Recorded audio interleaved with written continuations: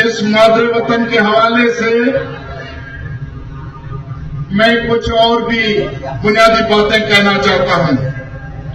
سب سے پہلے میں واضح کرنا چاہتا ہوں کہ جب یہ ضرب عضب جنرل راحیل شریف صاحب نے شروع کی تھی، ایس ٹی پی سندھ کی وہ پہلی جماعت ہے جس نے اس کی حمایت کی تھی۔ ہم نے ضرب عضب کی حمایت کی، کراچی آپریشن میں دہشت گردوں کے خلاف کیے جانے والے آپریشن کی ہم نے حمایت کی، لیکن ہم نے اپنے گریونسز اختلاف پہلے دن سے رکھے تھے کہ آپریشن میں جب بھی سیاسی مصلحتیں درکار آئیں گی، آپریشن سیاسی تجربے گاہ کی شکل اختیار کر لے گا تو اس کے نتائج صحیح نہیں آئیں گے۔ ضرب عضب میں یا کراچی کے امن لانے کی جدوجہد میں جن فوجی جوانوں نے قربانی دی، رینجرز نے قربانی دی، عام پولیس کے سپاہی نے قربانی دی، یا عام شہری اس دہشت اور وحشت کا شکار ہوئے، میں ان سب کو قابل تحسین پیش کرنا چاہتا ہوں۔ ان کی قربانی کو قدر کی نگاہ سے دیکھتے ہیں۔ آج جنرل باجوہ صاحب کا زمانہ ہے، میاں نواز شریف صاحب وزیر اعظم ہے۔ میں وزیر اعظم صاحب کو یہ کہنا چاہتا ہوں کہ آپ کراچی میں جو آپریشن دہشت گردوں کے خلاف کر رہے ہیں، تو ان کے الطاف حسین 1979 اے پی ایم ایس او کے شکل میں کراچی میں وار ہوئی۔ یہ وہ زمانہ تھا جب بھٹو کو پھانسی چڑھایا جا رہا تھا۔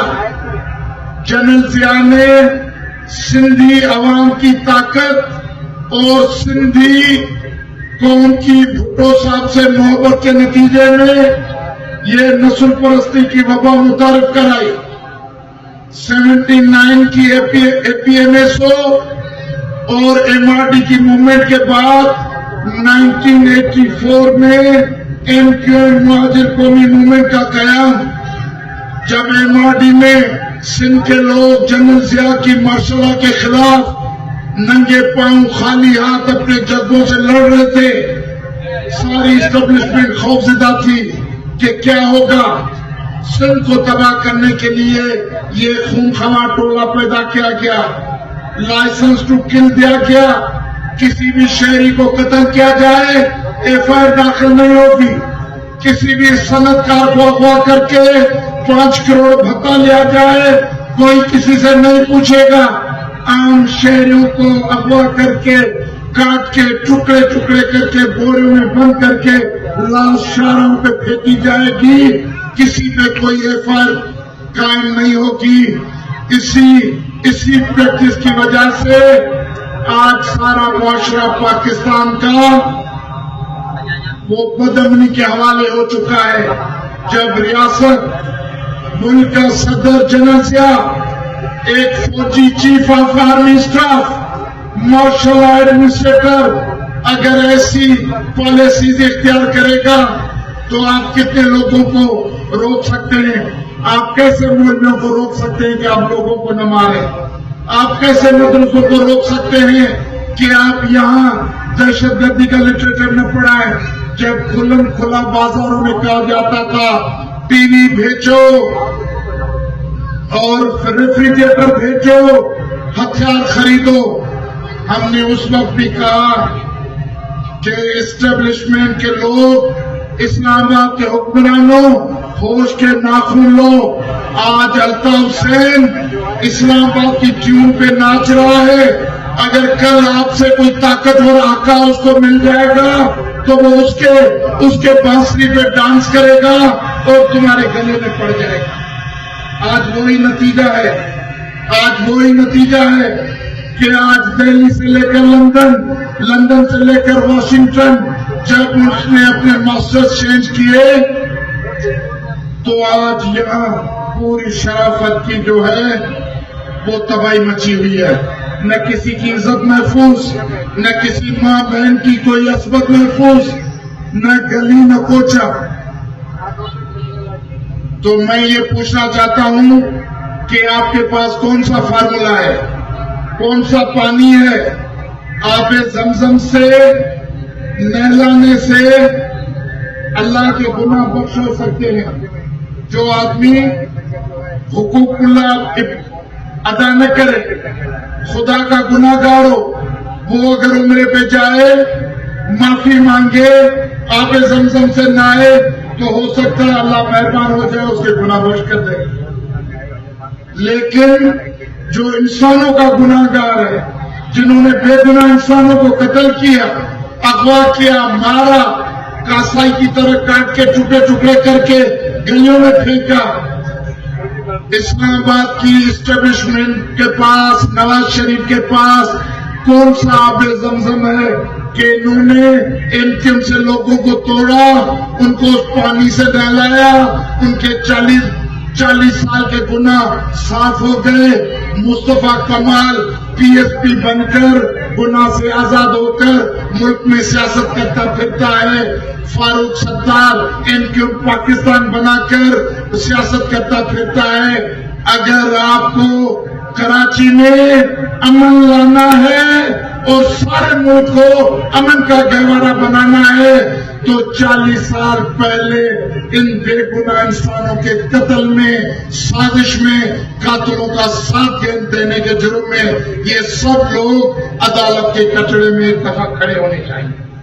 جب تک ان لوگوں کو مجرم کے طور پہ عدالتوں کے کٹڑے میں نہیں کھڑا کیا جائے گا اور ان کو اپنی ماضی کی دہشت گردی کی سزا نہیں دی جائے گی، تب تک ملک میں کوئی سنجیدہ ڈیولپمنٹ نہیں ہوگی. پھر یہ نہ ہو کہ الطاف حسین مکی بہانی بنے، کراچی میں مکی بہانی بنے اور یہی ایم کے دہشت گرد کراچی کو یرغمال بنائے، خانہ جنگی چھڑے اور پھر ہزاروں بے گناہ لوگوں کا قتل عام ہو. اس کے لیے ہم کہنا چاہتے ہیں کہ کراچی کے مسئلے کو صحیح انداز سے میرٹ سے دیکھا جائے، پرکھا جائے، سب امن پسند لوگوں کو آزاد چھوڑا جائے کہ وہ اپنے سیاسی مستقبل کا خود فیصلہ کریں. اور ملک میں جاری دہشت گردی جو ہے،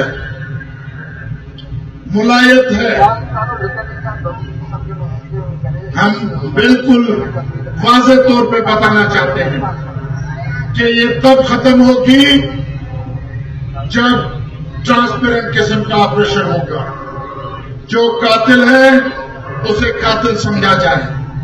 مدرسوں کا نصاب ہے، تبدیل کرنا ہوگا. مدرسوں کے آگے مانیٹر کرنے کے لیے رینجرز بٹھانی ہوگی. سندھ یونیورسٹی میں رینجرز کھڑی ہے، لیاقت میڈیکل یونیورسٹی میں رینجرز کھڑی ہے، تو کسی سمیل حق کے مدرسے پر، کسی مولانا فضل الرحمان کے مدرسے پہ، کسی بنوری ٹاؤن کے مدرسے پہ رینجر کی پوسٹ کے آنے جانے کو دیکھا جا سکے. ان کے سیلیبس کو کیوں نہیں جانچا جا رہا کہ وہ کیا سیلیبس پڑھاتے ہیں؟ پبلک، پرائیویٹ اور مدرسے، جب تک ان کا سیلیبس ایک جیسا نہیں ہوگا، ایک ہی سبجیکٹ، ایک ہی پڑھائی کا طریقہ، ایک ہی اساتذہ، اور یہ سارے مدرسے سرکاری ایجوکیشن ڈپارٹمنٹ میں رجسٹر نہیں ہوں گے، مانیٹر نہیں کیے جائیں گے، تب تک دہشت گردوں کی نرسری ختم نہیں ہوگی.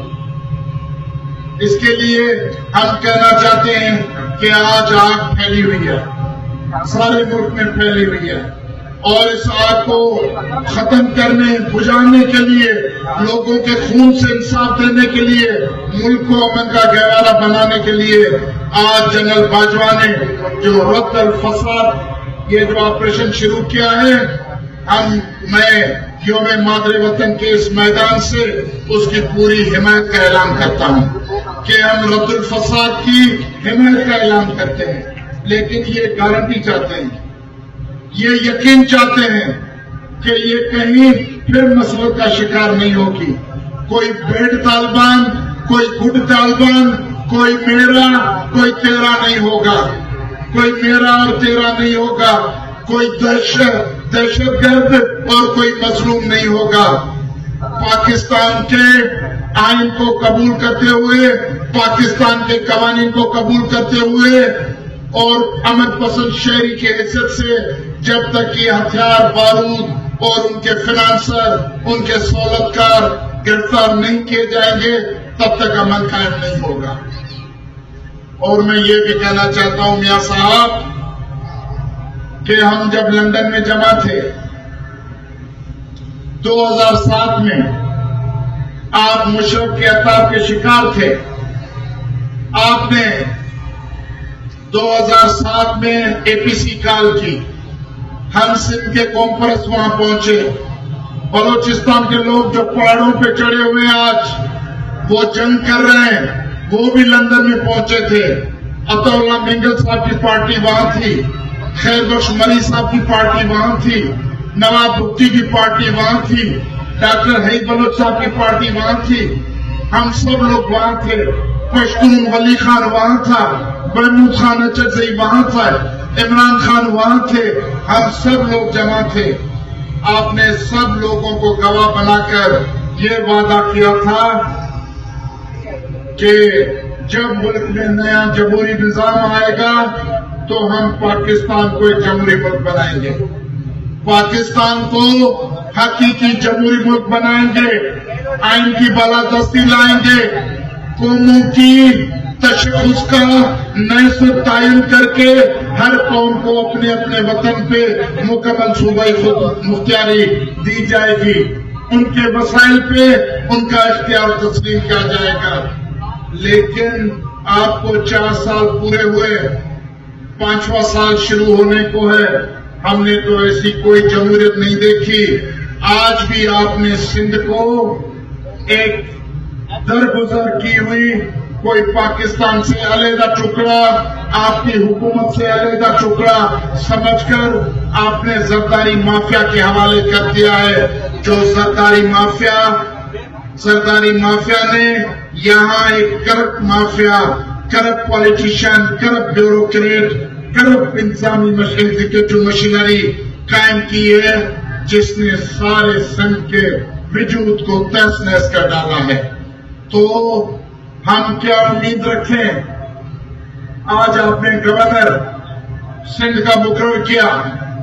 یہ تو ماشاءاللہ کی زمانے کی ایک مثال ہوتی ہے کہ کبھی کوئی گورنر جہانداد خان، جنرل جہانداد خان اسلام آباد سے اٹھے، اسے سندھ کا گورنر بنا دیا جائے. احسن عباسی کو اٹھاؤ، اس کو گورنر بنا دو. آج تو آپ کے مطابق یہ جمہوری نظام ہے. ہم 6 کروڑ سندھی انسان ہیں. 6 کروڑ سندھی انسانوں میں مسلم لیگ نواز کا کوئی بندہ، میاں صاحب آپ کے ہاتھ چومنے والا، آپ کی پارٹی کا وفادار، آپ کی غلامی میں دن رات بسر کرنے والا کوئی ایک بھی انسان موجود نہ تھا جسے سندھ کا گورنر بنا دیا جائے. آج وائس رائے کی طرح آپ نے زبیر عمر کو بھیجا ہے سندھ کا گورنر بنانے کے لیے. تو یہ میں سمجھتا ہوں کہ پہلے عشرت العباد، اب زبیر، آپ زرداری صاحب کو فیسلیٹیٹ کر کے ہم سندھ کے لوگوں کو ان کھیڑوں کے حوالے کرنا چاہتے ہیں. آپ بے شک پنجاب کو تعمیر کریں، لاہور کو تعمیر کریں. انشاءاللہ ہم اپنا مقدر اپنے ہاتھ سے لکھیں گے. آئندہ انتخابات میں ان جاگیرداروں، لٹیروں کو زمین کی مٹی چڑھنے پر مجبور کریں گے. اپنے مقدر سے اپنی سندھ کا نئی تاریخ لکھیں گے انشاءاللہ.